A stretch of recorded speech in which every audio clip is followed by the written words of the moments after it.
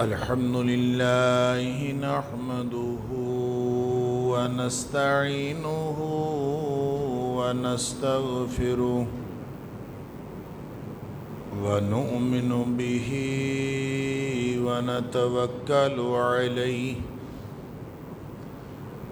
ونعوذ بالله من شرور أنفسنا ومن سيئات أعمالنا من يهده الله فلا مضل له ومن يضلل فلا هادي له وأشهد أن لا إله إلا الله وحده لا شريك له وأشهد أن محمدًا عبده ورسوله أرسله بالحق بشيرًا ونذيرًا بين يدي الساعة فمن يطع الله ورسوله فقد رشد واهتدى ومن يعص الله ورسوله فقد ضل وغوى فإنه لا يضر إلا نفسه ولا يضر الله شيئا نسأل الله ربنا أن يجعلنا ممن يطيعه ويطيع رسوله ويتبع رضوانه ويجتنب سخطه فإنما نحن به وله أما بعد فإن خير الحديث كتاب الله وخير الهدي هدي محمد صلى الله عليه وآله وسلم وشر الأمور محدثاتها وكل محدثة بدعة وكل بدعة ضلالة وكل ضلالة في النار فأعوذ بالله السميع العليم من الشيطان الرجيم من همزه ونفخه ونفثه بسم الله الرحمن الرحيم يا أيها الذين آمنوا استجيبوا لله وللرسول إذا دعاكم لما يحييكم واعلموا أن الله يحول بين المرء وقلبه وأنه إليه تحشرون اے ایمان والو، اے ایمان کا دعویٰ کرنے والو، اللہ اور اس کے رسول صلی اللہ علیہ وآلہ وسلم کی دعوت پر، ان کے بلاوے پر لبیک کہو۔ جب وہ تمہیں بلاتے ہیں ایک ایسی چیز کی طرف جو تمہارے لیے حیات بخش ہے، زندگی عطا کرنے والی ہے، تمہیں زندہ کرنے والی ہے، اور جان رکھو کہ اللہ آدمی اور اس کے دل کے درمیان حائل ہو جایا کرتا ہے، آڑ بن جایا کرتا ہے، اور یہ بھی جان رکھو کہ اسی کی طرف تم سب اکٹھے کیے جاؤ گے۔ صدق اللہ العظیم۔ اللہ نے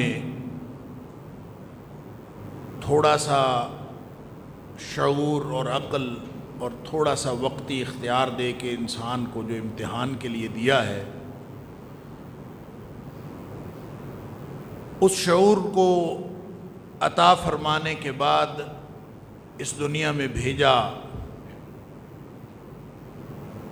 اور اسی شعور اور اسی عقل کے باعث انسان امتحان میں مبتلا ہوا، اور یہی امتحان ہے جو ہمہ جہت بھی ہے، ہمہ وقت بھی ہے،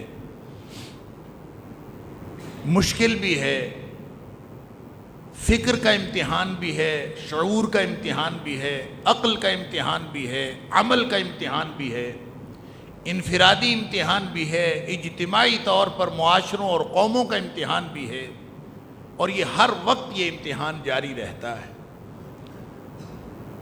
انسان جب اپنی عقل استعمال کرتا ہے، اپنا شعور استعمال کرتا ہے، وہ دو میں سے کسی ایک گڑھے میں گر جاتا ہے یا ایک غلط راستہ منتخب کر بیٹھتا ہے جب وہ اپنی عقل اور دانش کو استعمال کرتا ہے۔ یا یوں کہہ لیجئے کہ اس امتحانی کیفیت کے نتیجے میں جس کا تقاضا تو یہ تھا کہ انسان اپنے آپ کو اس کامیابی کے راستے پر گامزن رکھتا، جس کا تقاضا تو یہ تھا کہ یہ عقل و شعور کو کام میں لاتے ہوئے کامیابی کے راستے کو پہچان لیتا، جس کا تقاضا تو یہ تھا کہ یہ اللہ کی معرفت حاصل کرتا اس عقل و شعور کے ذریعے سے، جس کا تقاضا تو یہ تھا کہ یہ نبی اکرم صلی اللہ علیہ وسلم کا مقام پہچانتا، جس کا تقاضا تو یہ تھا کہ یہ اپنی اس دنیا میں آنے اور دنیا سے جانے کی حقیقت کو پہچانتا، اس پوری ارد گرد پھیلی ہوئی کائنات کو دیکھتا اور اپنے رب کی پہچان حاصل کرتا اور کائنات کی حقیقتوں کا ادراک حاصل کرتا، جس کے لیے جس کا تقاضا تو یہ تھا، لیکن انسان وہ اپنے عقل اور شعور کو کام میں لا کر یا کام میں نہ لا کر بہرحال دو قسم کی افراط و تفریط کا شکار ہو گیا۔ کچھ لوگ اتنے سیانے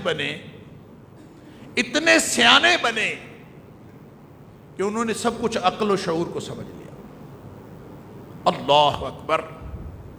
لہذا عقل کی بنیاد پر مرتب ہونے والے سارے علوم، عقل و فکر کی بنیاد پر مرتب ہونے والے سارے نظریات، عقل و فکر اور عقل و شعور کی بنیاد پر قائم ہونے والا نظریہ حیات، اس کی بنیاد پر قائم ہونے والے مختلف قسم کے عملی نظریے، انہوں نے اس کو اپنا لیا اور اللہ اور اس کے رسول صلی اللہ علیہ وسلم کی باتوں کو پس پش ڈال دیا۔ ان کی دانش نے ان کو پھنسا دیا، وہ عقل کے فتنے کا شکار ہو گئے، وہ شعور کے فتنے کا شکار ہو گئے، اور اس قدر شکار ہوئے کہ ان کو قرآن بھی سمجھائیں، اللہ کے رسول صلی اللہ علیہ وسلم کی بات بھی سمجھائیں تو وہ اس کو ایمان کی نگاہ سے نہیں دیکھتے، وہ اس کو عقل و شعور کی نگاہ سے دیکھتے ہیں، وہ عقل و شعور جو انہوں نے اپنے ذاتی اور خود ساختہ نظریات کی بنیاد پر ڈیولپ کیا۔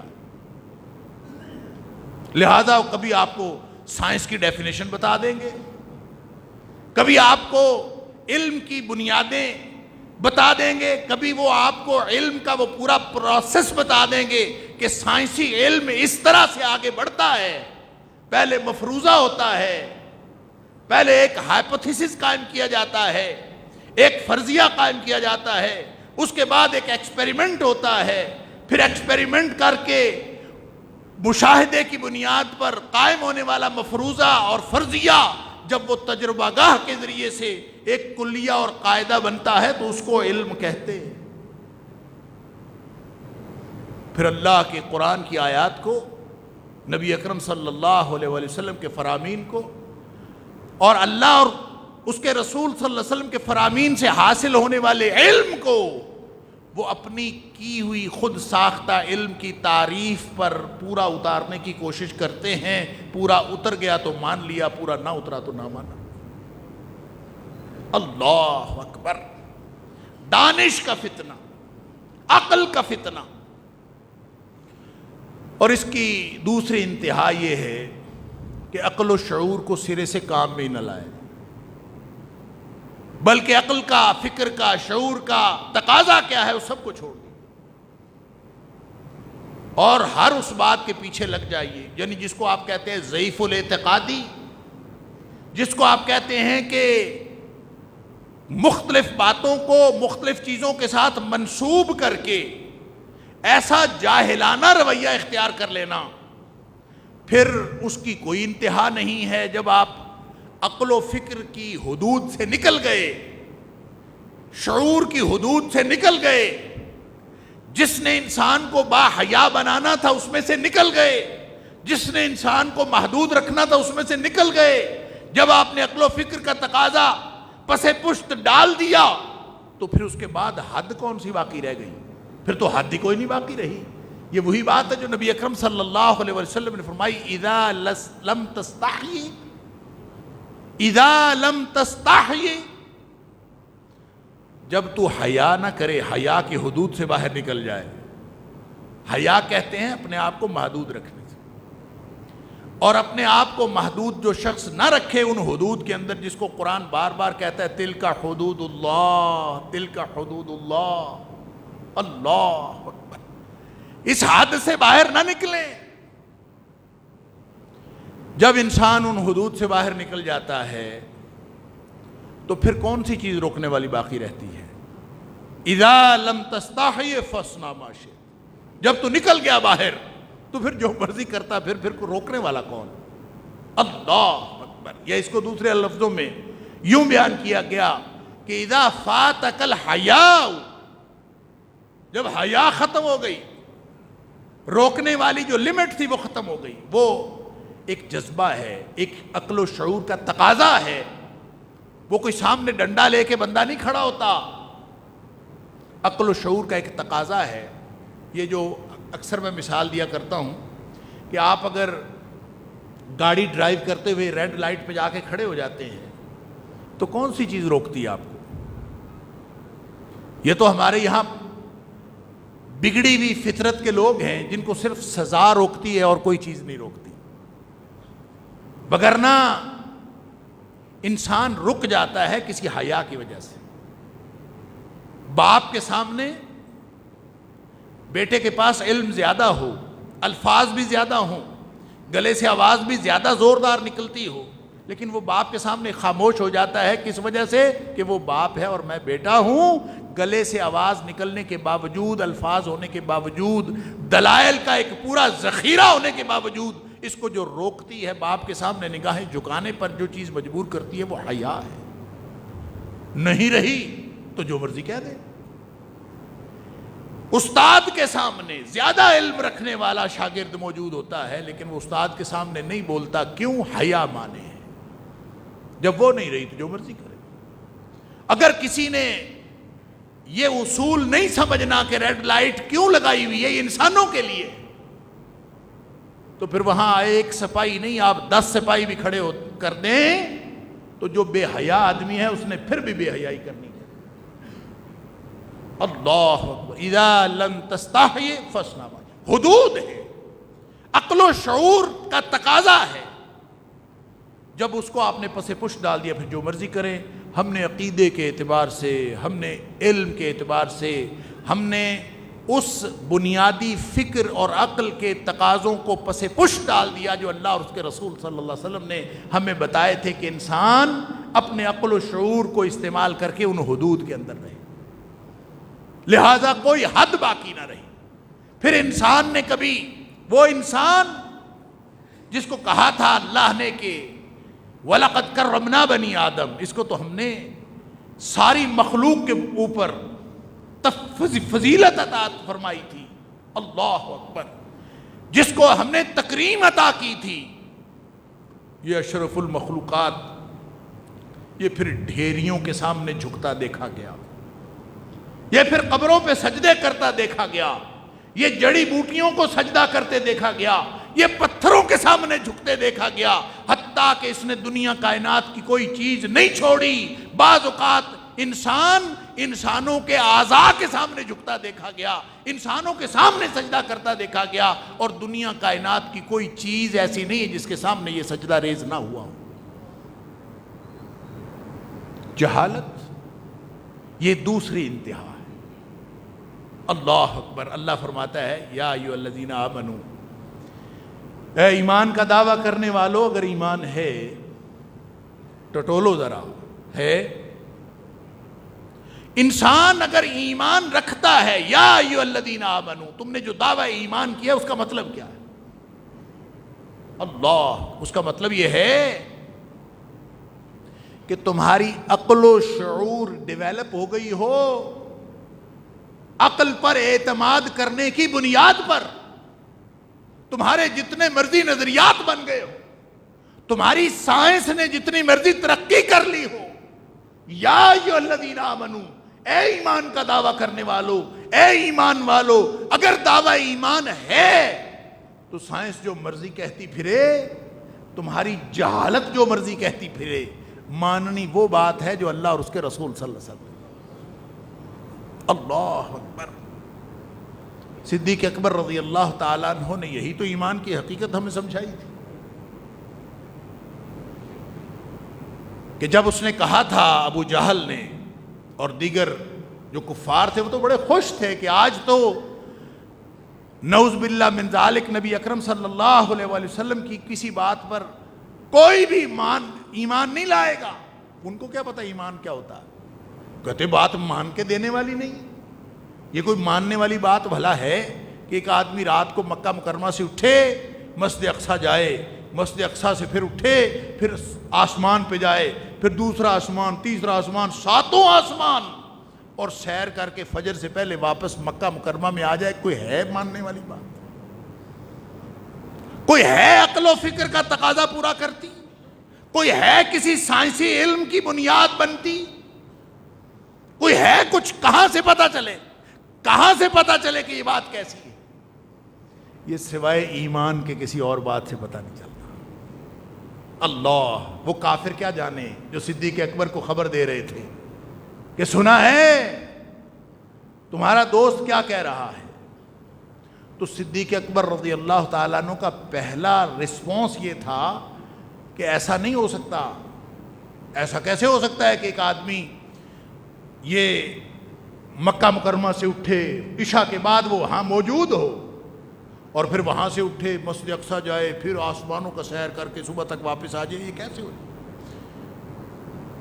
بلکہ روایات سیرت میں یہ الفاظ موجود ہیں کہ حضرت ابوبکر صدیق رضی اللہ تعالیٰ نے ان کافروں سے، ابو جہل سے کہا کہ تم نبی اکرم صلی اللہ علیہ وسلم پر جھوٹ بول رہے ہو،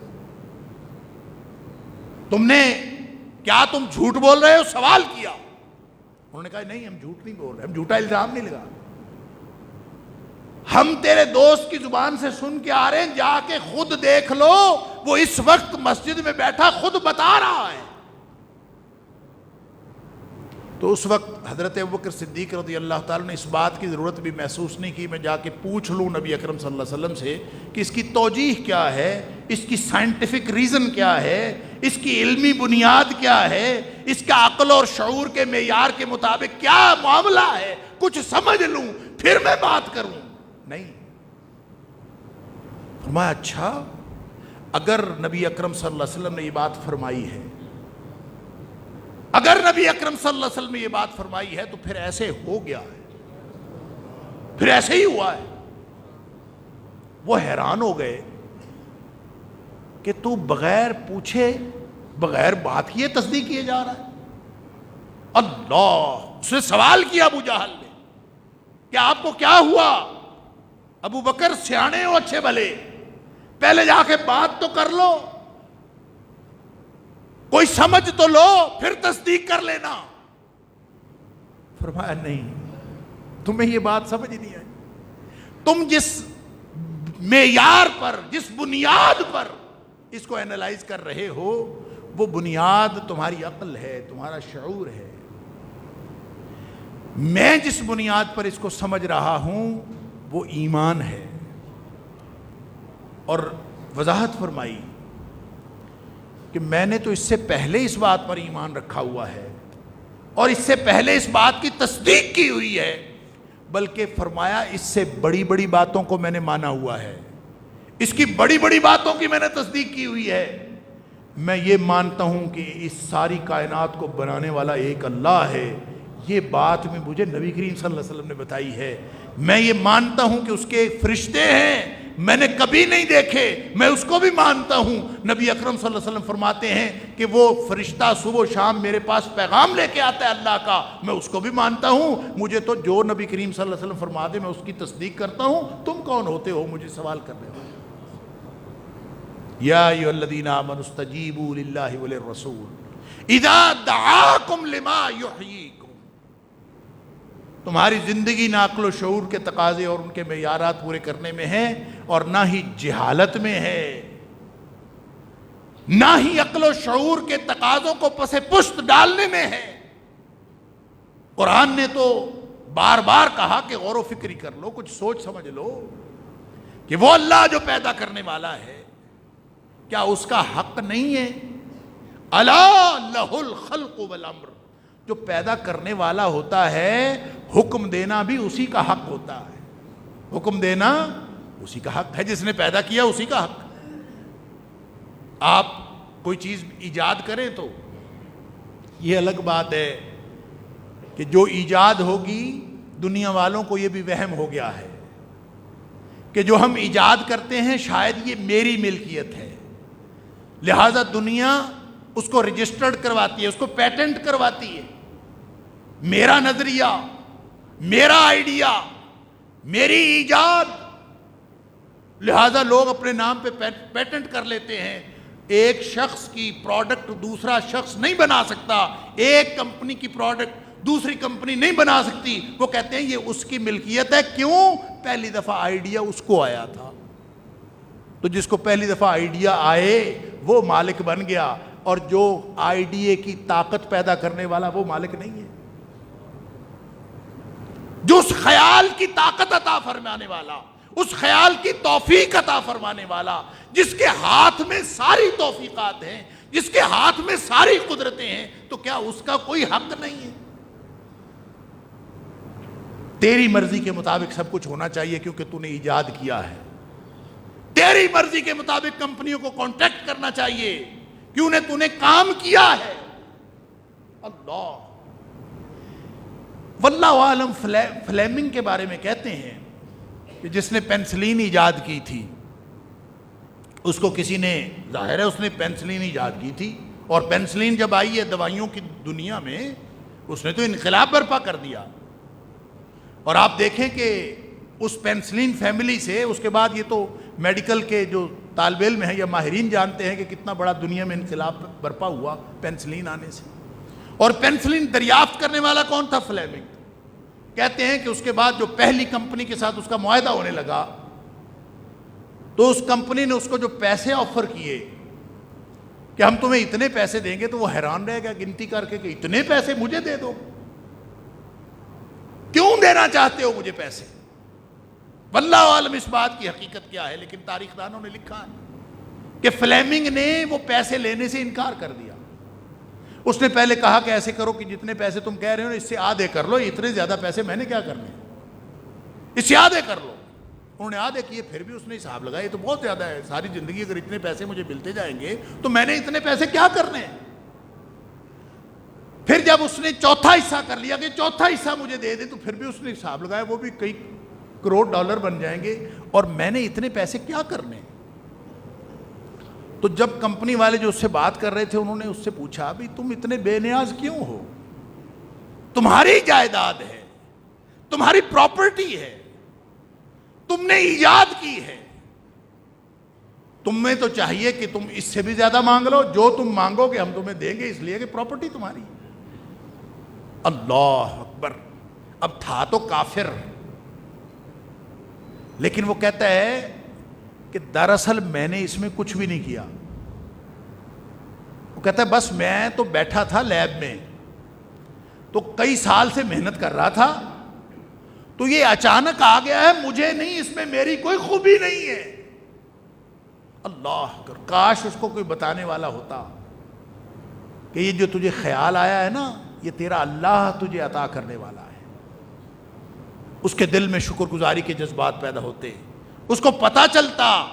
اللہ، وہ کہتا ہے بس میں تو محنت کر رہا تھا، اور کوئی بھی شخص کسی بھی فیلڈ میں محنت کر رہا ہو تو اس کو کسی وقت بھی کچھ عطا ہو سکتا ہے. اللہ اکبر، یہ کافر کی سٹیٹمنٹ ہے. اور اس نے کہا میں نے کچھ نہیں کیا، میں تو بس بیٹھا تھا لیب میں، میں تو بس محنت کر رہا تھا، اچانک یہ خیال آ گیا، اچانک یہ ہو گیا، اچانک یہ میرا تجربہ کامیاب ہو گیا، اچانک مجھ سے یہ ایجاد ہو گئی، میں نے کچھ نہیں کیا. وہ جو اچانک ہوا، اللہ تعالیٰ فرماتا ہے کہ اس دنیا میں کچھ بھی اچانک نہیں ہوتا. هل أتى على الإنسان حين من الدهر لم يكن شيئا مذكورا. اپنی اس دنیا میں آنے کی جو اس کا عمل ہے، اس کی جو حقیقت ہے، اسی پر غور کر لو تو آپ کو سمجھ آ جائے گی اچانک ہوا ہے. اس قادر مطلق نے اپنے پلان میں لکھا تھا کہ میں نے ایک فلیمنگ جیسا بندہ پیدا کرنا. اس نے فلیمنگ کو عقل و شعور دیا. یہ الگ بات ہے کہ اس نے اپنا عقل و شعور ایک خاص حد تک استعمال کیا اور اس کے آگے اس نے استعمال نہیں کیا. اس نے عقل و فکر کے اس تقاضے کو اللہ کے قرآن کو سمجھنے کے میں، اس کائنات کے قادر مطلق کو سمجھنے میں، اس تک پہنچنے میں، اس پر ایمان رکھنے کے لیے نہیں استعمال کیا. تو اتنا ہی وہ مجرم ہے جتنا مجرم وہ شخص ہے جو عقل و فکر کے تقاضوں کو پس پشت ڈال کے وہ کبھی کسی جڑی بوٹی سے حاجت روائی کا کام کروانا چاہتا ہے، کبھی وہ کسی ڈھیری کے سامنے جھک کے سمجھتا ہے کہ میرا مسئلہ حل ہو جائے گا. ایمان کے تقاضوں کو تو ہم ساری دنیا، چاہے کوئی پڑھا لکھا ہے چاہے کوئی ان پڑھ ہے، ہمارے ساتھ تو اتنا بڑا حادثہ ہوا اس افراط و تفریط کے نام پر کہ ہم تو سارا کچھ، سارے عقل و فکر و شعور کے تقاضے ہی نہیں بھولے. دین کو تو ہم نے بھولنا ہی تھا، ہم تو انسانیت کے معیار پر بھی باقی نہیں رہے. میں ایک دفعہ یہ ٹیکسلا کے کھنڈرات جو ہیں وہ وہاں ایسی سیر کرنے کے لیے بچوں کے ساتھ گیا، تو ایک جگہ پہ وہاں پہ مہاتما بدھ کے مجسمے کافی سارے. تو ایک شخص کھڑا ہوا اور وہ لوگوں کو گائیڈ کر رہا ہے کہ وہاں ایک بدھ کے مجسمے میں، عام طور پہ اس کے جو مجسمے ہیں اس میں اس نے قمیص نہیں پہنی ہوئی، تو اس کی جو ناف تھی اس کے سوراخ میں وہ لوگوں کو گائیڈ کر رہا تھا، اس کے سوراخ میں انگلی رکھ کے نا آپ جو دعا کریں گے قبول ہوگی. اور میرے خیال 10 روپے یا 20 روپے وہ لے رہا تھا. یہ اتنا بڑا راز بتانے کے لیے 10 روپے یا 20 روپے کوئی اس کی، لوگ اس کو 10 روپے دے کے وہاں انگلی رکھ کے دعائیں کر رہے تھے. انا للہ و انا الیہ. میں نے اس شخص سے پوچھا تم مسلمان ہو؟ کہتا الحمدللہ مسلمان. انا للہ و انا الیہ راجعون. یعنی کیسا مسلمان ہے؟ 10 روپے میں، 20 روپے میں لوگوں کے عقیدے اور ایمان خراب کر رہا ہے. تو میں جو اس کو کہہ سکتا تھا کہا، لیکن کیا فائدہ ہمارے کہنے کا. کوئی دنیا پوری میں آپ دیکھ لیجئے، ہمیں تو کوا اگر منڈیر پر بول جائے تو بہت ساری حقیقتیں سمجھ میں آ جاتی ہیں. کالی بلی راستہ کاٹ جائے تو ہمارے اوپر بہت ساری حقیقتیں منکشف ہو جاتی ہیں، اور ہمیں پوری زندگی کا لائے عمل پتہ چل جاتا ہے کہ کالی بلی نے راستہ کاٹ دیا ہے، اب ہم نے کیا کرنا ہے. رات کو الو بولے تو اس کا کیا مطلب ہوتا ہے، اس کے اندر بے شمار کہانیاں چھپی ہمیں پتہ چل جاتی ہیں. اللہ اور اس کے رسول صلی اللہ علیہ وسلم کے فرامین کو کون دیکھتا ہے؟ تو جب عقل و شعور اس سطح پر پہنچ جائیں تو پھر ناف میں انگلی رکھ کے دعا کرنے میں کیا حرج ہے، پھر کسی ڈھیری پر جھکنے میں کیا حرج ہے، پھر کسی جڑی بوٹی کے سامنے جھکنے میں کیا حرج ہے؟ کسی بت کے سامنے یا کسی زندہ انسان کے سامنے سجدہ ریز ہونے میں کیا حرج ہے؟ یہ وہ پستی اور گہرائی ہے جو انسان نے اپنی عزت اور تکریم والا راستہ چھوڑ کر، اللہ کی بندگی والا راستہ چھوڑ کر اپنی یہ مردگی اور یہ اپنی موت قبول کی ہے۔ اللہ فرماتا ہے یا ایھا الذین آمنوا استجیبوا للہ وللرسول اذا دعاکم لما یحییکم، ادھر آؤ گے تو زندگی بچے گی، اللہ اور اس کے رسول صلی اللہ علیہ وسلم کی بات مان لو، اس سے زندگی بچ جائے۔ اللہ، لہذا آج بھی ہم نے ایسی ایسی چیزیں بنا رکھی۔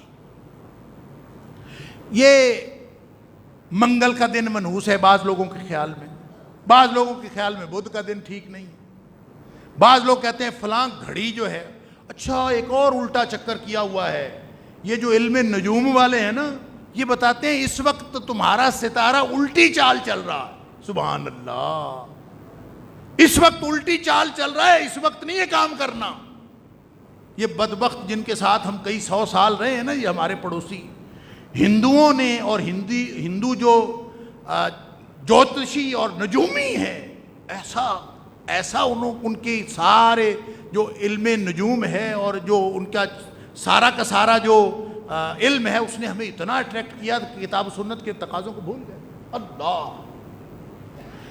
دماغ ہی نہیں خراب ہوا، دل بھی خراب ہوا، سوچیں خراب ہوئیں، عقیدے خراب ہوئے، فکر خراب ہوئی، عمل خراب ہوا، پورا معاشرہ خراب ہوا، اور ہماری وہ بنیادیں ہل کے رہ گئیں، اور ہم دور سے دور بھاگتے رہے۔ ہم نے کہیں پیچھے مڑ کے یہ نہیں دیکھا کہ اللہ اور اس کے رسول صلی اللہ علیہ وسلم کیا فرماتے۔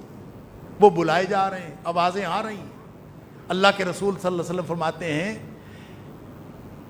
آپ نے دیے کے اوپر چراغ جلتا دیکھ کر اس کے گرد پروانے آتے دیکھے، اور پروانوں کو اس چراغ کی اس آگ پر گر کر مرتے دیکھا، تو نبی اکرم صلی اللہ علیہ وسلم نے فرمایا، تم سب لوگ مجھ سے چھوٹ چھوٹ کر، مجھ سے بھاگ بھاگ کر جہنم کی طرف جا رہے ہو، اور میں تمہاری کمر سے پکڑ پکڑ کر، تمہارے دامن سے پکڑ پکڑ کر میں تمہیں جہنم سے بچانے کی کوشش کر رہا ہوں، تم سب میرے ہاتھوں سے نکل کر جہنم میں جانے کی کوشش کر۔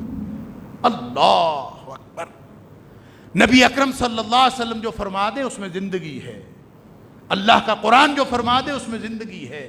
تمہاری عقل و شعور کا تقاضا یا تمہاری جہالت کا تقاضا، جو مرضی ہو، اصل تقاضا اللہ کے قرآن کا ہے، نبی اکرم صلی اللہ علیہ وسلم کے فرمان کا ہے۔ یہ بات ہماری سمجھ میں نہیں آتی، یہ بات ہم سمجھنے کے لیے تیار نہیں ہیں۔ ہمیں قرآن سمجھ آ رہا ہوتا ہے، نبی کریم صلی اللہ علیہ وسلم کے فرامین پہنچ جاتے ہیں، بڑی معذرت کے ساتھ، بڑی معذرت کے ساتھ ہم سننے کے باوجود ہم کہتے ہیں میں نہیں کر سکتا، مجھ سے یہ کام نہیں ہوتا۔ ہم سن لیتے ہیں اللہ کے رسول صلی اللہ علیہ وسلم کا فرمان، وہ ہماری جہالت کے تقاضوں پر پورا نہیں اترتا، یا عقل و شعور کے تقاضوں پر، ہماری سائنس کی تقاضے، ہمارے اپنے خود ساختہ علم کے تقاضے، ان پر وہ پورا نہیں اترتا۔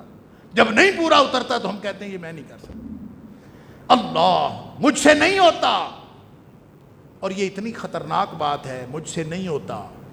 اللہ کے رسول صلی اللہ علیہ وسلم کا فرمان پتہ چل جائے اور آپ کسی بھی بنیاد پر کہیں کہ مجھ سے نہیں ہوتا، تو پتہ ہے یہی تو شرک ہے، کہ آپ کو یہ معلوم ہو کہ زندگی اللہ اور اس کے رسول صلی اللہ علیہ وسلم کے فرمان کو مان لینے میں ہے، لیکن آپ کو دنیا کا تقاضا، آپ کی جہالت کا تقاضا، جاہلی جو لیڈر اور قائدین ہیں ان کی گفتگو اور جاہلی رہنما، وہ جو آپ کو کہہ رہے ہوں کہ نہیں یہ آپ ناف میں انگلی رکھ کے دعا کرو تو قبول ہوگی، آپ کو کوئی کہہ رہا ہو کہ فلاں ڈھیری کے آگے جھکو تو قبول ہوگی، آپ کو کوئی کہہ رہا ہو فلاں وقت آپ کے لیے منحوس ہے، فلاں وقت آپ کے لیے مبارک ہے، وہ آپ کو یہ کہہ رہا ہو، آپ کو اللہ اور اس کے رسول صلی اللہ علیہ وسلم کی بات کی بجائے اس کی بات پر یقین ہو، یہی تو شرک۔ نبی کریم صلی اللہ علیہ وسلم نے فرمایا، من ردت ہو جس کو روک دے، مردت ہو، تیارتن من حاجتی ہی، جس کو اس کی کوئی نحوست، کوئی بدشگونی، چونکہ یہ ہے چنانچہ وہ ہے، اصل میں یہ ہے لہذا یہ ہے، اپنے بنائے ہوئے اصول۔ کوا گزر گیا ہے نا، کالی بلی گزر گئی ہے نا، وقت فلاں ہے نا، اس وقت ستارہ چال الٹی چل رہا ہے نا، اس لیے یہ نہیں کرنا، فلاں مہینے میں شادی نہیں کرنی، فلاں مہینے میں کاروبار شروع نہیں کرنا، فلاں مہینے میں یہ نہیں کرنا، فلاں دن میں فلاں نہیں کرنا۔ یہ کیا ہے؟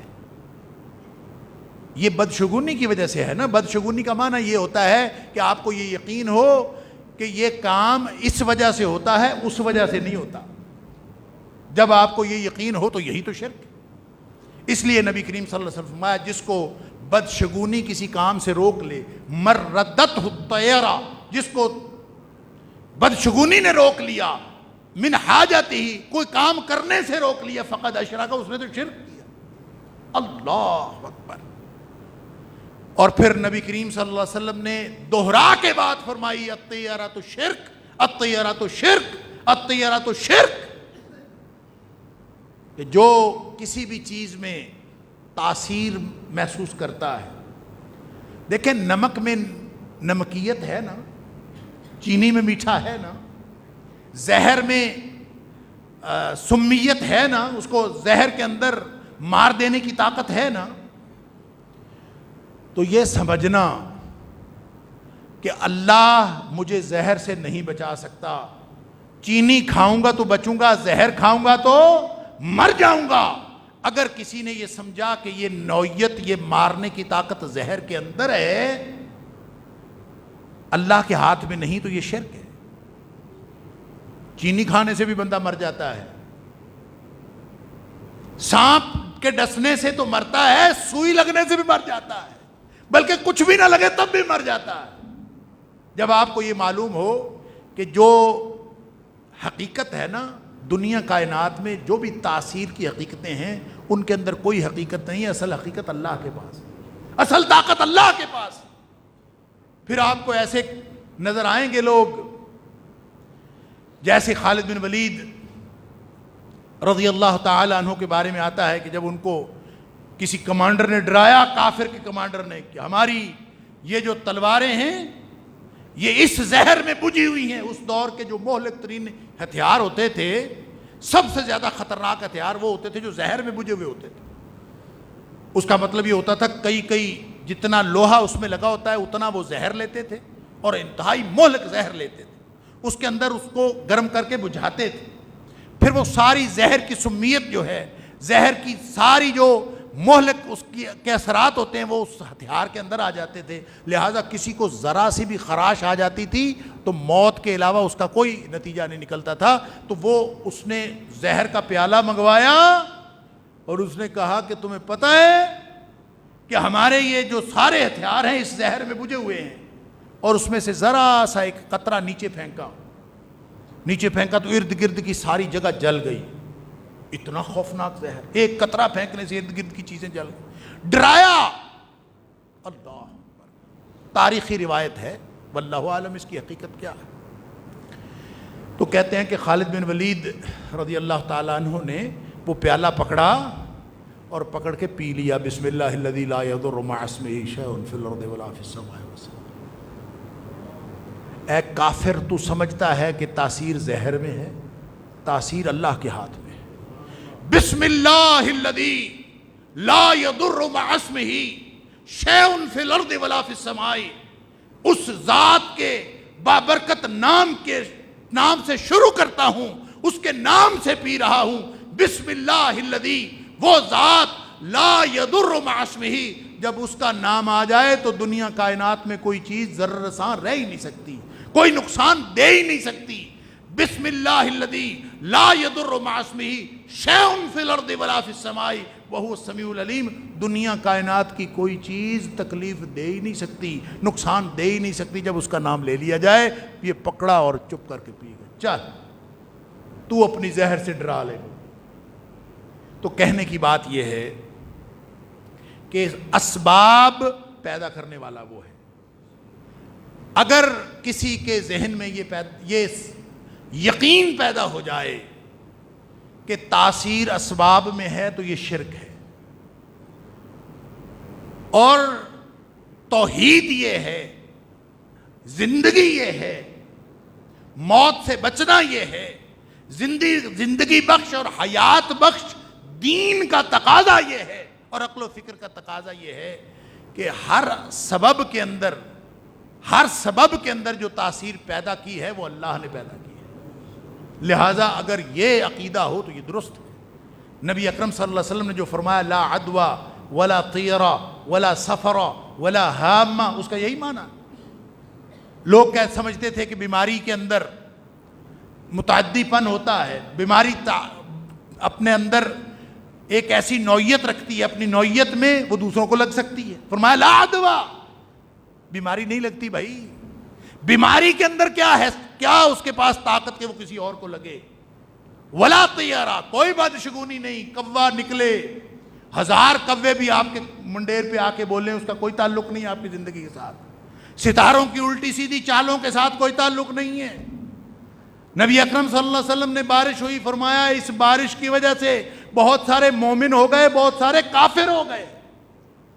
اللہ کے رسول صلی اللہ علیہ وسلم بارش کی وجہ سے کافر ہو گئے؟ فرمایا ہاں، جس نے یہ کہا کہ بارش اللہ نے عطا کی ہے، مطرنا بفضل اللہ، ہمیں اللہ نے اپنے فضل سے بارش عطا کی ہے، اس نے باقی ساری دنیا سے کفر کر دیا، ایک اللہ پر ایمان کا اظہار کیا۔ اور جس نے کہا چونکہ فلاں ستارہ وہاں سے چلا، فلاں وہاں سے چلا، اس نے الٹی چال چلی، اس نے سیدھی چال چلی، چونکہ یہ تھا، ہوا کا دباؤ اس طرح تھا، فلاں بات اس طرح تھی، اس لیے بارش ہو گئی۔ فرمایا جس نے یہ کہا اس نے اللہ سے کفر کیا، ستاروں پر ایمان رکھا۔ اس کا ایمان تو ستاروں پر ہے، حالانکہ ستاروں کے بنانے والے پر ایمان ہونا چاہیے۔ یہ بادلوں کے اور ہوا کے دباؤ کو جو پیدا کرنے والا ہے اس کے اوپر ایمان ہونا چاہیے۔ یہ ہے زندگی بخش عقیدہ۔ اللہ تعالیٰ مجھے اور آپ کو خالص عقیدہ عطا فرمائے، وگرنہ ہم کہنے کو مسلمان ہیں، اور دو انتہاؤں سے اگر ہم نہیں بچے ہوئے، دونوں انتہائیں مردگی کی انتہائیں ہیں، اور زندگی اس اعتدال والے دین پر ہے جو اللہ کے فرمان، اللہ کے قرآن سے اور نبی اکرم صلی اللہ علیہ وسلم کے فرمان سے ملتا ہے۔ اللہ تعالی ہم سب کو یہ عقیدہ اور ان پر عمل کرنے کی توفیق عطا فرمائے۔ وآخر دعوانا الحمدللہ رب العالمین۔